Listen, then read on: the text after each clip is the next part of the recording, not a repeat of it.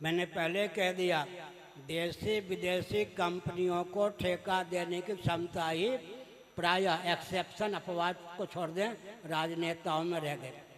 और एक विचित्र बात है, स्वतंत्र भारत में एक अभियान चला, एक नेहरू जी नामक महानुभाव हुए हैं जिन्होंने कहा आई एम एक्सीडेंटल हिंदू। आपने देखा, आई एम एक्सीडेंटल हिंदू, हिंदुओं को कोसना प्रारंभ किया।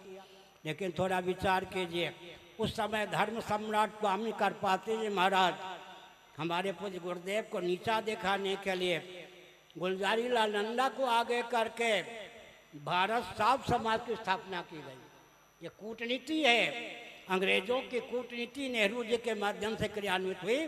भारत साफ समाज की स्थापना की गई ताकि स्वामी करपात्री जी महाराज की दाल न गले। कूटनीति हुई है नहीं। कालांतर में अशोक सिंघल हुए, उन्होंने धर्म संसद की स्थापना की। विश्व हिंदू परिषद के मंच पर जो चले जाते थे उन्हीं को जगत गुरु कहने का अवसर मिल जाता था। ये हुआ या नहीं? विक्रमादित्य जी के बाद से अब तक, विक्रमादित्य जी के नाम पर संवत्सर है या नहीं?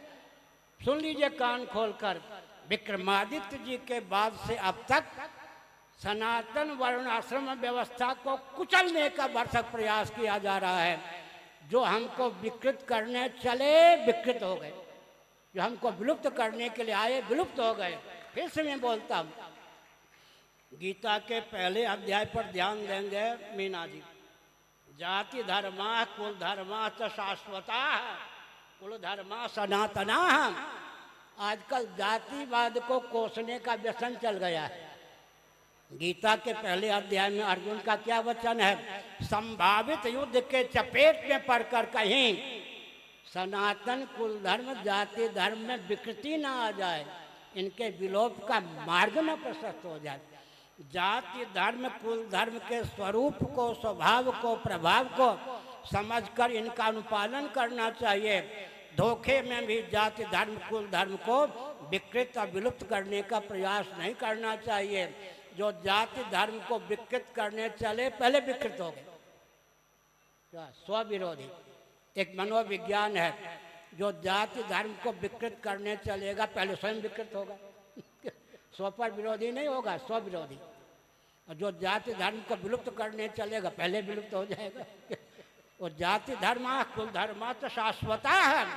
जाति धर्म कुल धर्म के स्वरूप स्वभाव प्रभाव को समझकर अनुपालन करना चाहिए।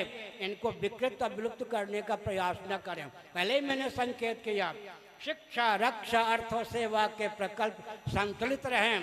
बिना परिवार नियोजन गर्भपात के जनसंख्या संतुलित रहे, मातृशक्ति का शील सुरक्षित रहे, लौकिक उत्कर्ष हो, पारलौकिक उत्कर्ष हो, परमात्मा की प्राप्ति का अभिव्यक्ति का मार्ग भी प्रशस्त हो। इस रॉकेट कंप्यूटर एटम मोबाइल के युग में भी नान्य पंथा विद्यते या नाया, और कोई मार्ग नहीं है, पंथ नहीं। इसलिए अपने ऊपर कृपा करके जाति धर्म कुल धर्म को समझकर उनका अनुपालन करना चाहिए।